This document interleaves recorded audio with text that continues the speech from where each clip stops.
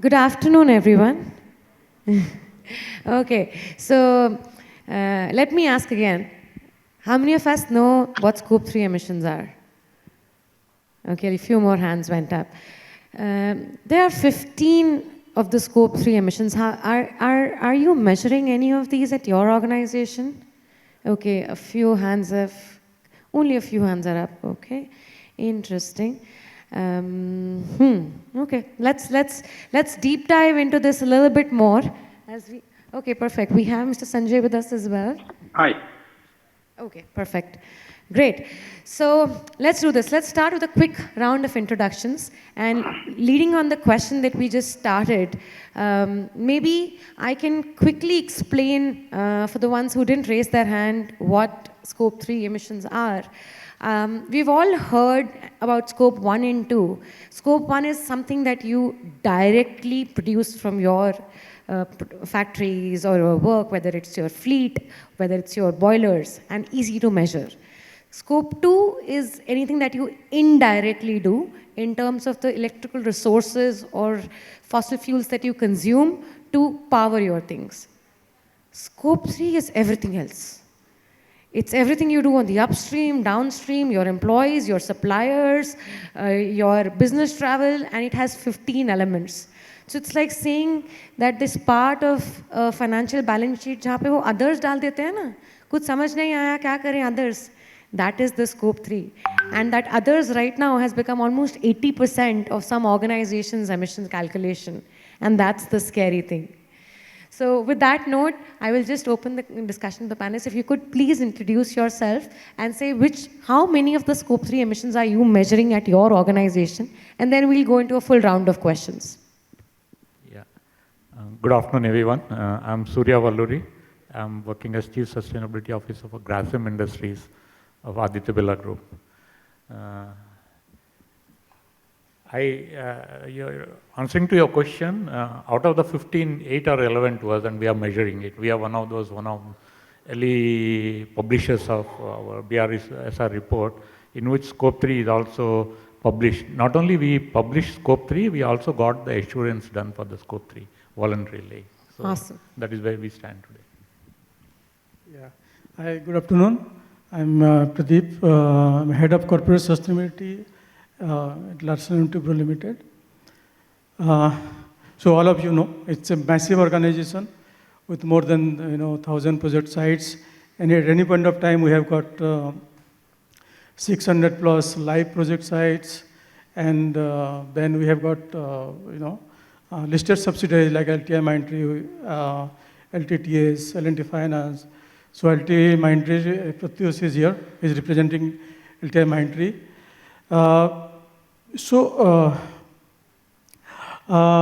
We also measure Scope 3 and we report. We have been doing for quite some time. And we measure almost 7 to 8 parameters as of now. And today our Scope 3, we are measuring to the extent of 90 to 95%, which is very, very difficult, because all 15 parameters, you have to first understand, you have to measure in your supply chain, you have to measure through your products and services, purchase goods, so many things. So it's a massive problem, but we still do it. We try to do it with the utmost diligence.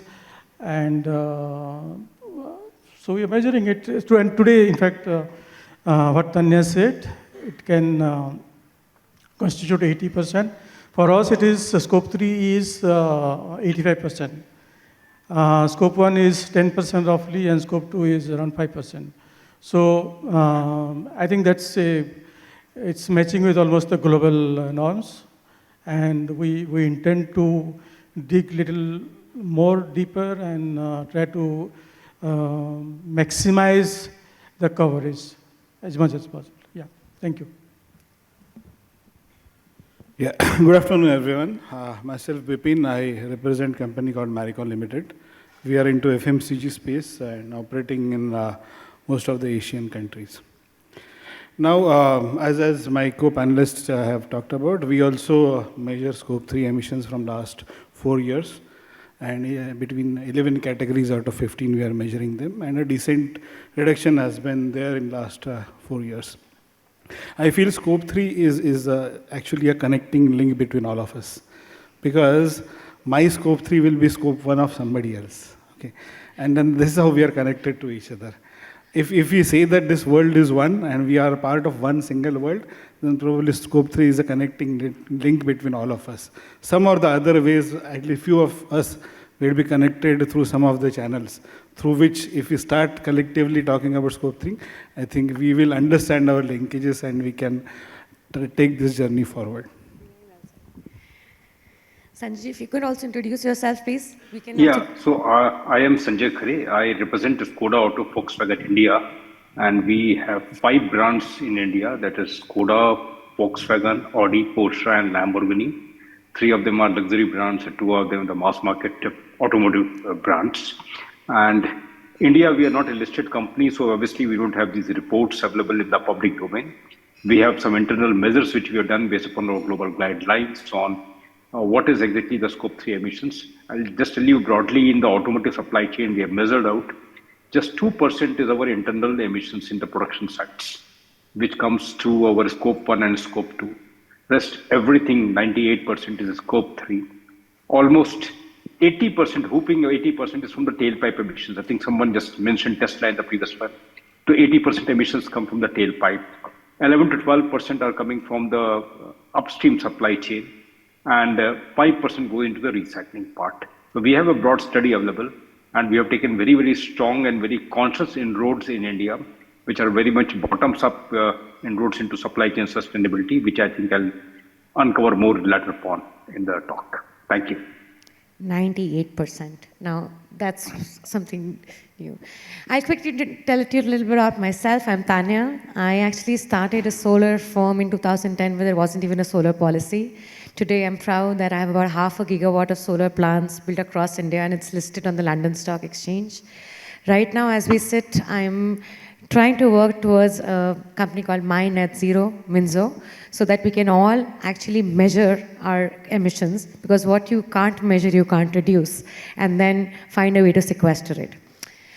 Perfect. With that, let's start with you, Surya ji. So you mentioned that you voluntarily decided to measure your emissions. So first, what inspired that decision? And 2, while you were doing it, what was the approach used specifically with the vastness of your business to measure the scope 3 emissions? Yeah, multiple factors. First of all, our scope 3 is around 40% of our total emissions. Anything above 30%, it makes sense. You need to have the visibility what you are actually getting into, why it is contributing.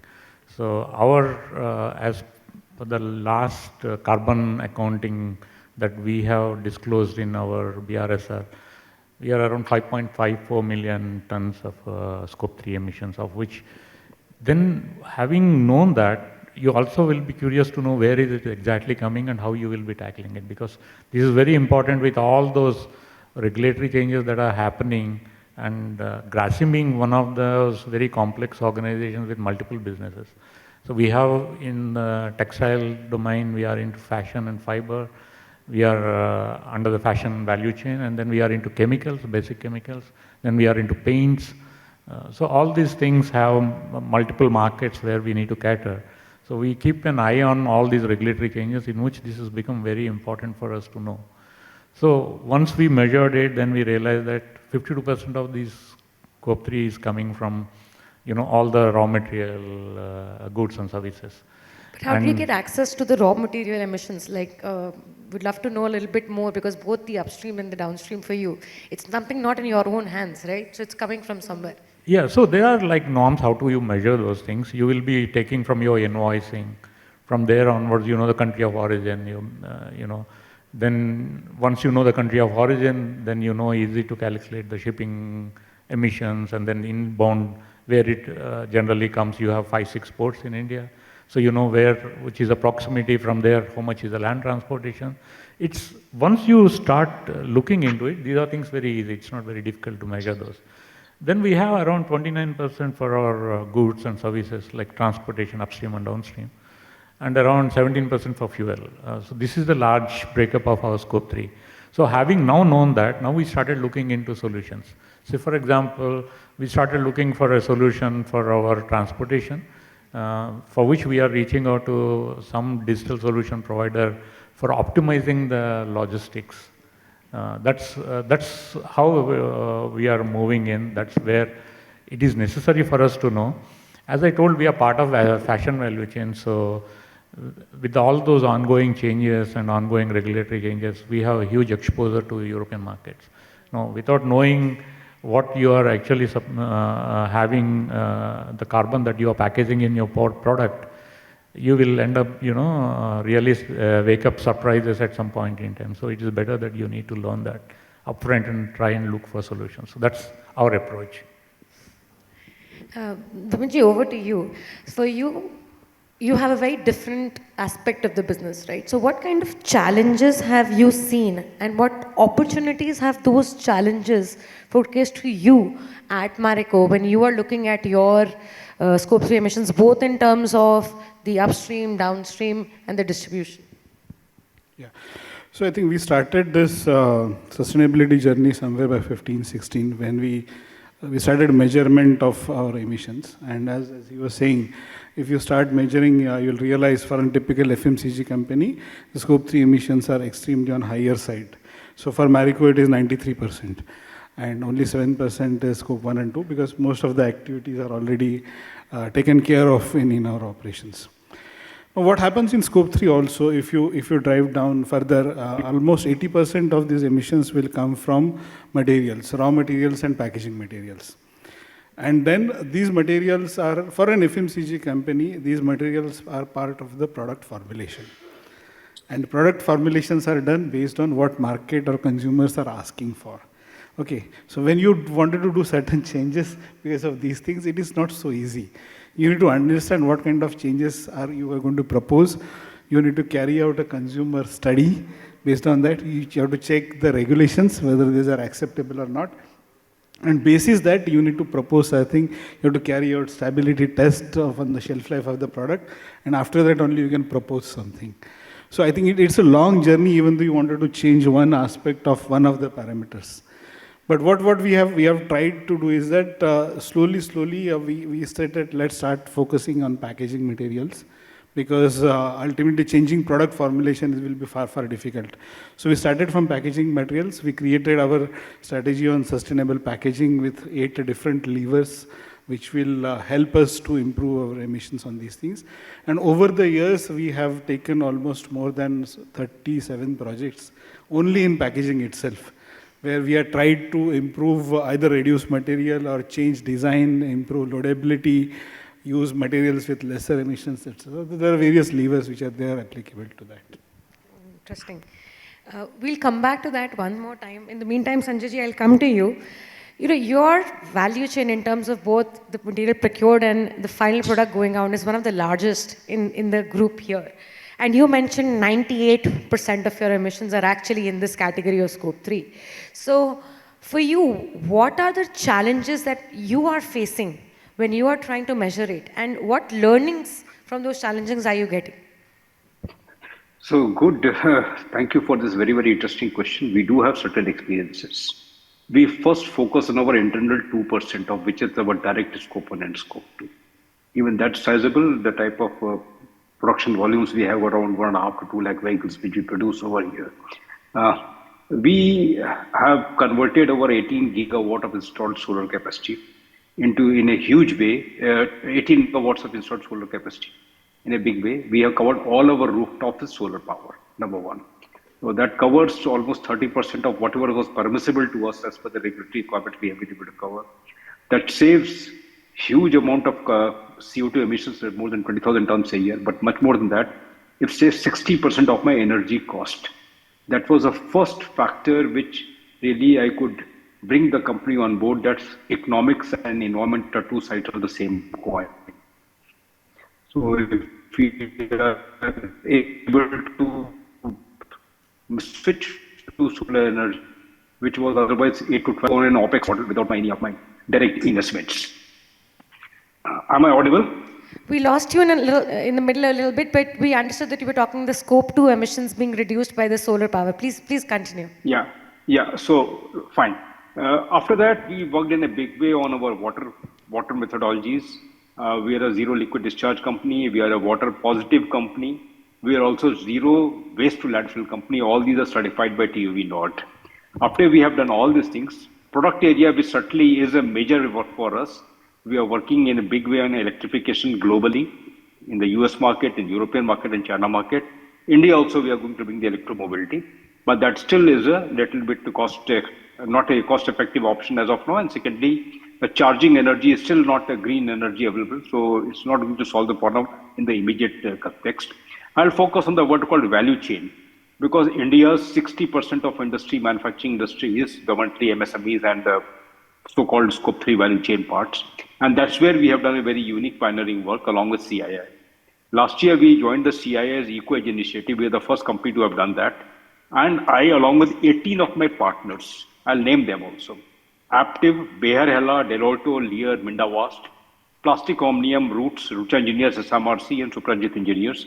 They're all various suppliers, a mixed origin of some are European multinationals also, and some are purely Indian companies. And I took 6 dealers, Audi, Chandigarh, Gurgaon, Volkswagen, Pune, and Liftech, and Skoda's 2 dealers out of South India. And all of them, we worked along with them hand in hand to build a capability on 4 broad areas: decarbonization, circular economy, health, safety, and human rights. Very, very important areas to work upon. And frankly speaking, what it was really said in the previous panel, we first struggled for almost 4 to 5 months to get somebody onboarded from each one of them. They didn't have most of them did not have enough people and partners to really work on that. We have a very good mix of bigger companies and the smaller companies. Bigger companies maybe are having their own multinational pressures, but smaller companies had big challenges. They didn't have any resources. Your focus was not at all there on any sustainability issues. And after we have worked together with them along with CII for almost 7 to 8 months, hand-holding them, every month working along with them, a lot of availability of theirs was built up on these calls. And in the end, we could get the data out of them. How much is their own scope 1 emission, their scope 2 emission. And the real picture they shared, once the trust was built up, we could understand that their real picture is something totally different and lots can be done. We then made a report along with CII and shared with all what are the real good works that somebody has done. Like some of my partners have already have 74% energy in their portfolio, and some don't have any renewable energy. Some have got very distinctly defined 240 or 250, 2050 and 2050 net zero goals. How much have recycled, reuse, rewater percentage? How many have waste diversion percentage? How many have human rights policy and health and safety measurements are being done?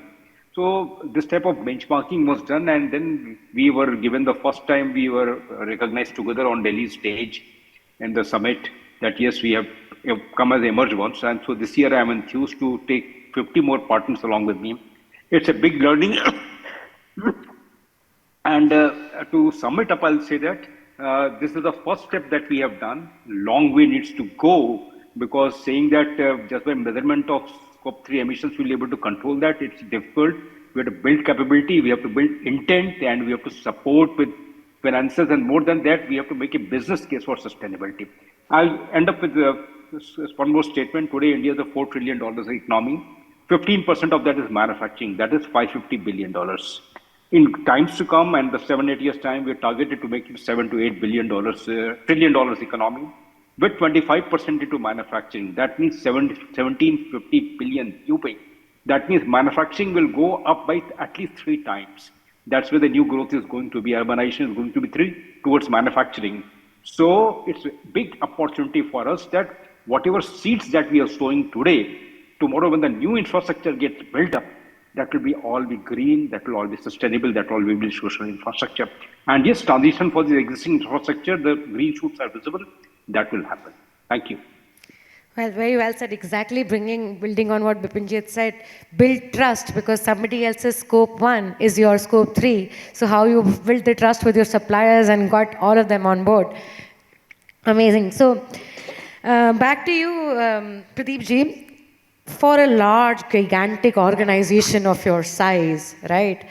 the work is not just at the suppliers outside, but within. Right? So how do you drive it and measure emissions for your employees and make this a part of the journey in terms of how they work with you in this emissions assessment? Absolutely, you're right. As I said, more than 1,000 project sites, all at any point of time, 600 to 700 live projects, and we are, we are spread across the country and of course abroad also. So it's a very challenging task, measuring and monitoring scope 3, scope 1, scope 2 also, but scope 3 is more daunting. But what helps us is the two things. One is that our material consumption is a big chunk of it, almost 90%. Steel, we consume almost 2 million tons of steel, for example. Cement, sand, so many. So we consume materials to the tune of millions of tons. So gathering those data, measuring, monitoring, and then converting them, those data into some emission factors that is available, and then getting your scope 3. It is a challenging task, but we did it. So we have been, in fact, we are using internal team to do it, right? So in certain cases, you don't find the emission factor. So you have to go do a lot of research to find out emission factor. For example, the pipes we use, steel pipes, or the cables we use. Sometimes you don't find the emission factor. So we do a lot of research to find out that and then convert it. As far as the employee travel is concerned, we are doing it to the best extent possible. We have the data of how much business travel is done, how much of people, how much whether you use official car or personal car, all those data are available. But what is challenging is that at a personal level, how do I, as a person, what kind of mode I use to come to office? Sometimes, you can give you can have a guesstimate, but unless the person gives a real, data, there is a data transparency, it's very difficult to know. So, in fact, that we are trying out Mynzo now to try to understand whether that can help us in, we are in the pilot stage, just to find out whether that can help us in understanding our scopes related to employee-related emission. But apart from that, the other areas like what is related to supply chain, we're trying to cover as much as possible. We have got more than 100,000 suppliers, more than 100,000.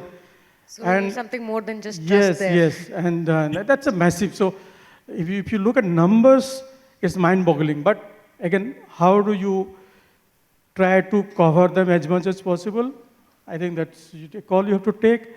Whether you want to cover the top 25, top 30, top 40.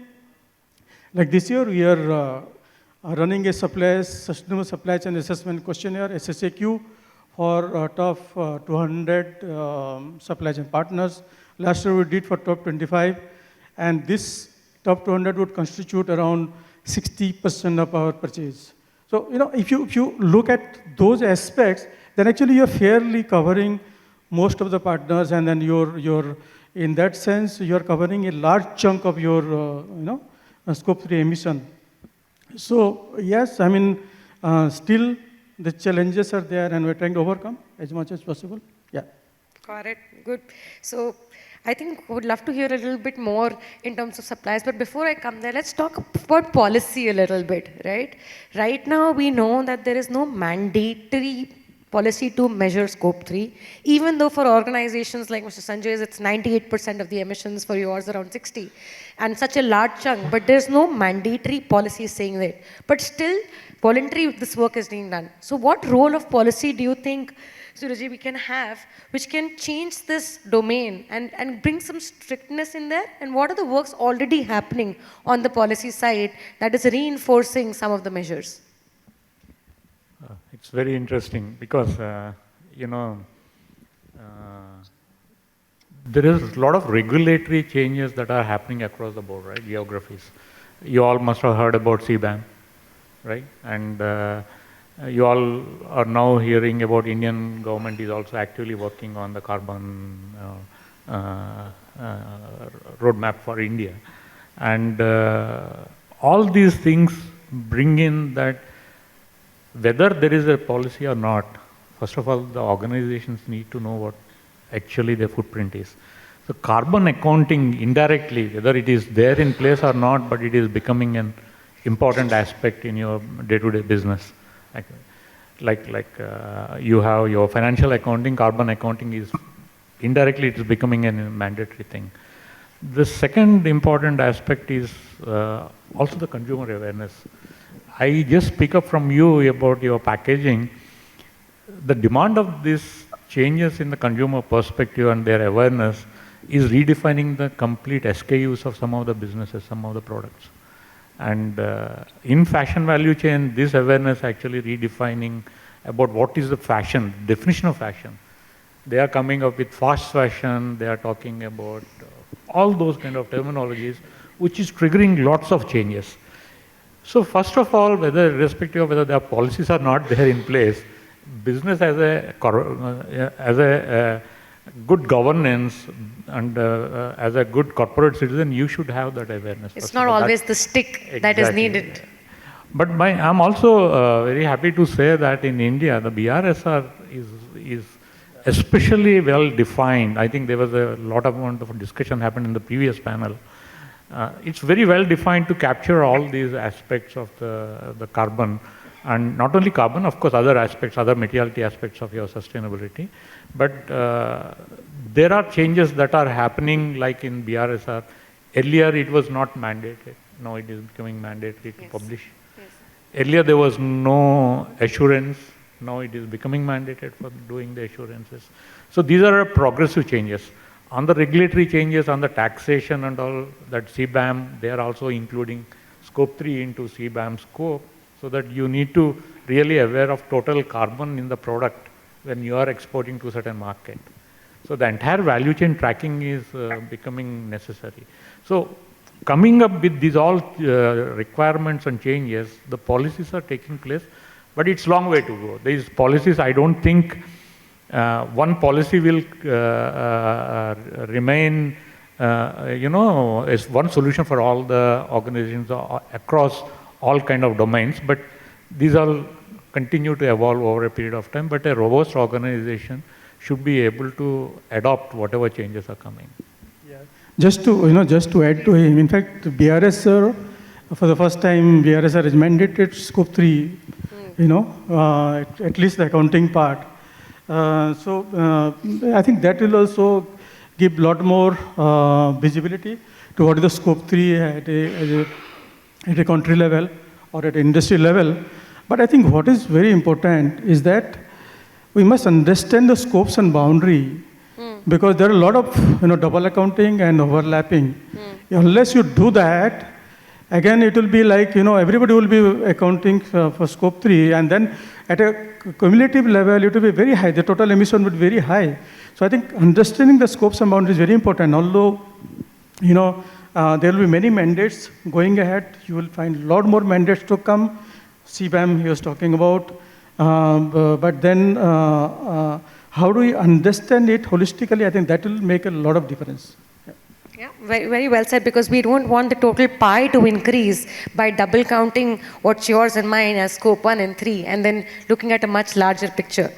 Yeah, great. Coming back to the supplier part, we discussed in terms of, you mentioned in terms of packaging, which is still to the end consumer. What about the sustainable agriculture that goes behind it to create the product, and how are you looking to influence the consumer in the end, because that's the king.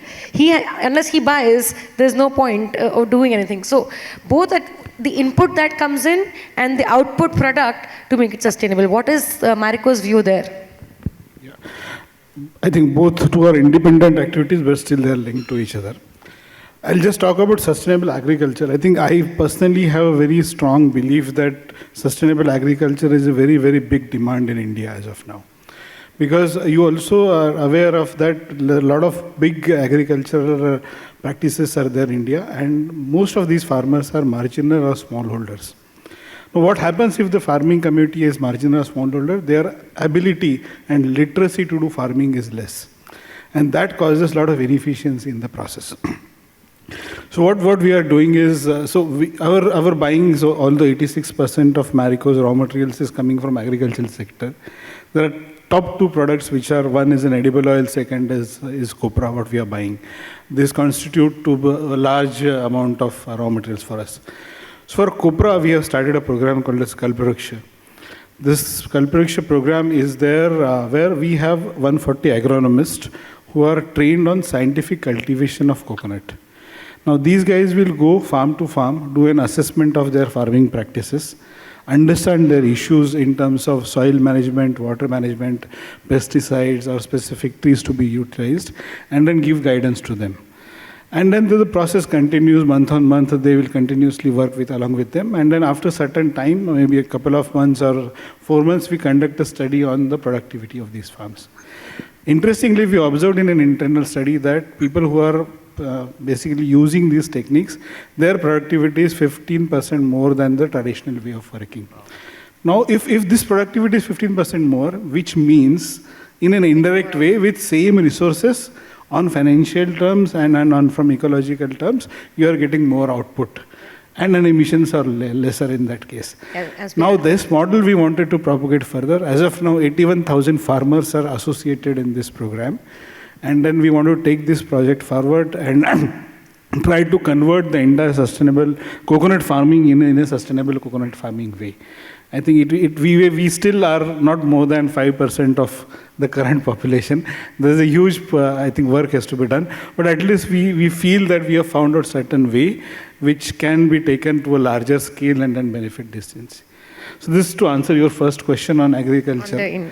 Second part of the sustainable product. Now, in India, it's very early to be very honest and frank in this audience, because ultimately, if the product cost is less than 100 rupees, people will first look at the price rather than the claims associated with the product. That is a reality, and which we need to appreciate before we build up anything. So as the product cost will keep on increasing, definitely consumer will have more understanding. Of course, the next generation has far better understanding. So what we are doing here in Marico is that we have something called as PSI, Product Sustainability Index, which is a framework created. This frameworks basically reviews around 20 to 25 different sustainability attributes which are associated with the product at the design stage, and then try to work it out what can be done. So it works as a gate for a new product, and it also creates new projects for our old products, how the index can be improved as we come up with the next version of this project. So the project can come up with packaging, it can come with formulation, it can come at manufacturing, it can come at procurement level, or it can come at some of the logistics. So if you do some changes in the manufacturing footprint itself. But overall, it converts into a single number or some grade which will help us to understand whether it is good or bad. Exactly as we heard in the last panel discussion, it has to have a profit motive. At the end of the day, CSR can go for some amount, a few $1 million, but when you're talking of billions of dollars at scale, that's where it comes. So it's interesting to hear how when you get more juice of putting the same thing in and it's sustainable, it's a win-win at both sides. Okay, I see we are inching towards the close of time. Before I open the discussion for questions for audience, final, say, one line advice to somebody who is entering into this field to start measuring your scope 3 emissions from your experience. Maybe we can start with you, Sanjay. One advice given this thing for somebody who's entering fresh to measure these scope 3 emissions you would like to give. So certainly it's very important to measure and know where do we really lie. I mean, unless until you step upon the weighing machine, you cannot make the improvements. So very important to really make assessment. And I think SBTI is one of the very standard system which is available to us, Science-Based Target Initiative, where we can really make a participation first and know where we exactly stand before we start making the improvements. Got it. So know the baseline. Unless you know it, you can't reduce it. So Surya ji, now that you've measured, one line of advice to somebody who wants to reduce it. I think the most important is now to work with the solutions. in my opinion, digitization is more important, and you need to find digital solutions I also strongly believe that sustainability and digitalization will go hand in hand. If you are really measured and you are aware, then look for those solutions, which will actually help you in reducing it. Great. Measure it, think about it digitally. Pradeep ji, for an organization of that scale, how do you bring the change from within, and one advice on that? Yeah, see, we have the first mover advantage. So you don't need, actually, my job is relatively easier because the base is very strong and we all have so many stakeholders who cooperate to get these things done. But, again, the size and the massive scale requires, as Surya said, the digitalization. We have been into that for a long time. And we're continuously evolving on how to actually maximize our reach in terms of data diligence, in terms of collecting the data, measuring, monitoring, and the reporting. So, I think what is required, constantly looking for upgradation, change, use of IT, IoT, and things like that. I think that makes you better, and then you can go on improving further. Yeah. Constant innovation. Yeah. Okay. Finally, back to you. For FMCG, what opportunities do you see, and what advice would you have for people in terms of this, given the learnings that you've had? Well, I think we have not done something great to give advice to people, but I think what learning which I have is that we need to integrate sustainability into business deliverable, because each employee or all the resources of the organization are ultimately, their first priority is to deliver business. So if you integrate your targets, your objective, your goals with the business deliverable, then automatically the entire cycle moves, and then you will find that everybody is working for you. Yeah, the engine is rolling. Makes sense. That's from us. I would love to open the ground for questions. We see a hand there in the end. Can we get the mic there, please? Can you quickly introduce yourself, and if you have the question to a specific speaker, please direct the same. Hi, I'm Vikas from Somerset. We are a private equity fund. We invest into healthcare sector, and I'm leading ESG there. So my question is to all panelists.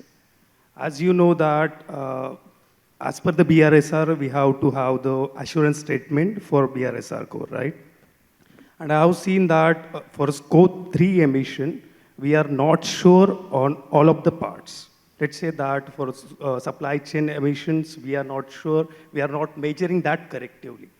Let's suppose that by 2026, we are showing that we do have the assurance statement for the BRSR core, right? Do you think that that is not something right which we are doing? And second question is, as you said, what are the different solutions we have apart from the digital tool which you have deployed for the scope 3 emission, or like basically calculations, okay? So what different solutions we have apart from the digital solution for the calculations? Sure. Would you like to answer?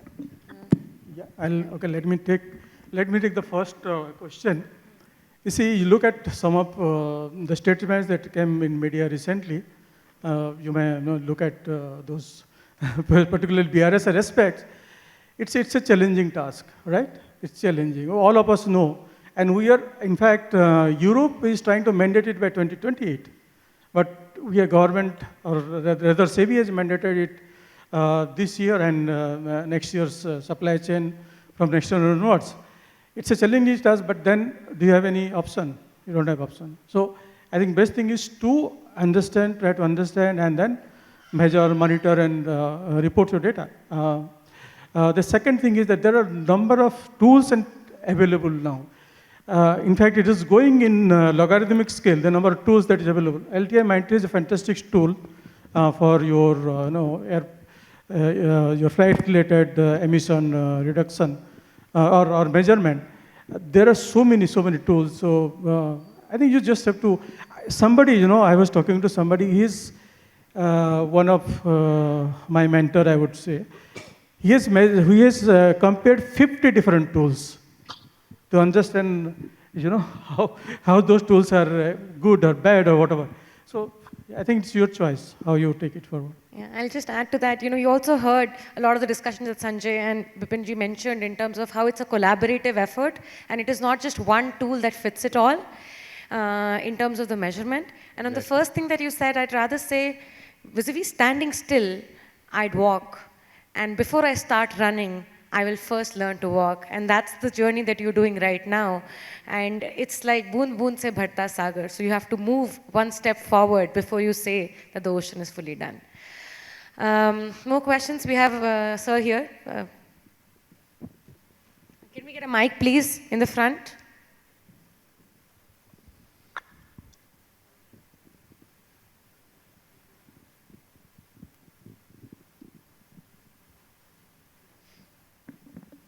Thank you so much for a wonderful panel on Scope 3. It's always a big learning for everyone, those who listen to it. I have few issues at my end, need to be shared with all of you. My question is not to defame anyone. In India, there is a culture of our companies, especially the listed one, forget about unlisted one. I'll not do LCA, life cycle approach, because it's not mandated in India. That's the answer you'll get from Indian companies. EPR, extended producer responsibility, will not do because it's not mandated in India. Yes. We'll do it in Europe, US, everywhere. The paid bottle companies, they give each bottle declaration, disclosure every day in Europe, not in India. Human right assessment, again, not mandated in India, will not do. Rampant human right assessment going on. Look at ILO sites, India is always on red flag. Climate risk assessment. Mumbai has never seen any kind of cyclone. We are seeing every year now for last 3 years. Yet, nobody is opening eyes. Sustainability report, I am not mandated to do. I will not do it. We are no more listed, so we will not disclose our sustainability parameters. Scope 3, 15 parameters, that is for SBTI. It is not mandated in BRSR. So we will not do that. Again, SBTI, we are happy with BRSR. Just now we had some questions. The moment government give a level, we only go to that. We'll complete the compliance. We never think of excellence. Can you suggest us how Indian INC should grow from compliance to excellence? Some thoughts from your side. I think Bipinji has an answer for you, and we'll. I think what you spoke about, probably every sustainability professional would have gone through in their life stages. So so what I feel is that it's a cultural change, but at the same time, what I feel, I was sitting in the earlier panel discussion, and I think it was Mr. Ram who was speaking that India as a culture, we have a sustainability ingrained in our culture. Now, we don't call it in a different English language or different English words that our lifestyle is sustainable or our habits are sustainable in nature. So probably, I'll reiterate what I said in earlier question is that, see, ultimately, what Indian companies are trying to do is that we wanted to achieve things or business results in a shorter span, which European or US companies have achieved in a longer span of 100 to 200 years. And try to compete, and then we wanted to, in a shorter run or shorter time, we wanted to reach to that level. And that probably causes certain bias towards financial top line and bottom line growth. What would probably help is that if we try to integrate the deliverables with business. Like, how do you define sustainability or how you measure sustainability? There are 3 simple parameters. One, what is the credibility of your sustainability reporting? Second, what is the improvement in your ESG KPIs? And third is business integration. So if you are able to integrate sustainability principles in each and every function and business deliverable, then probably it doesn't become a separate initiative, or it is not an agenda of one function. Probably every functional KPIs will have sustainability part of their agenda or ingrained in their KPIs. And they drive their KPIs, they achieve their results, and that's how our organization grows. I think that will be probably the easiest way with lesser hurdles to take this forward. I just, a couple of points I wanted to add is, see, WTO is in place, and there are a lot of safeguard measures to protect the open market economy, right? You can't really say that today I'm exposed to Indian market, so I don't really need to do anything beyond BRSR. The reason behind that is tomorrow your market will no longer be protecting market for you. anytime, anywhere, any quarter, anybody can import any kind of material and they'll become very competitive. So in such cases, how do you differentiate? And at such scenarios, how do you come out? Then say you will start looking for outside markets, we'll also become competitive, we'll try and export. Then that time you will face this problem. If you say that, no, BRSR doesn't talk about SBTA, so I'm not going to follow SBTA, I'm not going to list on SBTA. Tomorrow, if you want to go to Europe, then you will have no choice except your customer will ask, are you listed on SBTA? What are your targets? We want to see their targets. So it's very dynamic world right now, and if people still think that it's not going to affect us, are I think in a myth. That's the one. I think most of the corporates and most of the boards are completely aware of this aspect of the changing scenarios. And lastly, a lot of FTAs are happening. And that will make even the products import more and more competitive. So with these dynamics, I think there is no choice except to really people follow all these requirements. So just I'll add to, I think Pratyush has a very valid point. One is how do you develop competitiveness? Second is, can I have the first mover advantage? Irrespective of your size of business, if you just look at that, I think your 50% of your problem is solved. Can I do something irrespective of any mandates to do better in terms of understanding, in terms of measuring, monitoring, and reporting? If you just do that, I think your half of the battle is won. Yeah, I mean, that is how we should look at it. Great. So I'll just add one here. small thing over here. Can I add one small thing to the response? We Yeah, are not please. listed company, but first time our financial auditors have asked us to do a climate risk assessment and submit a report, which we have done. And yes, once we do a climate risk assessment, we find out where the challenge lies inside and outside the entire value chain. The process with which we have established sustainability in a very good way in our organization is to prove that sustainability adds to the competitiveness of the organization. Straight away in terms of cost saving, straight away in terms of getting competitive advantage with the customers also. Once we demonstrate that with the lighthouse projects, I think the entire organization builds up in that direction automatically. Thank you. Great. I think we're really out of time. I know we had a few questions. We can answer them outside. Thank you so much to my fellow panelists. It has been a really nice discussion. Thank you so much for being a patient audience.